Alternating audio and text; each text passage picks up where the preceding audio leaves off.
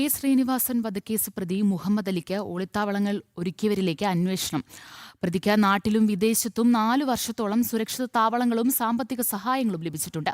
Muhammad അലിക്കായി NIA ഈ ആഴ്ച custody അപേക്ഷ നൽകും. എ ശ്രീനിവാസനെ കൊലപ്പെടുത്തിയ ശേഷം വിദേശത്തേക്ക് കടന്ന മുഹമ്മദ് അലിക്ക് നാടുവിടാനും അതിനു മുമ്പ് ഇവിടെ ഒളിവിൽ കഴിയാനുമുള്ള പ്രാദേശിക സഹായങ്ങൾ അടക്കം ലഭിച്ചിട്ടുണ്ട്. സൗദി അറേബ്യയിലേക്ക് കടന്ന പ്രതിക്ക് 4 വർഷത്തോളം സൗദിയിലും സുരക്ഷിത താവളം ലഭിച്ചു.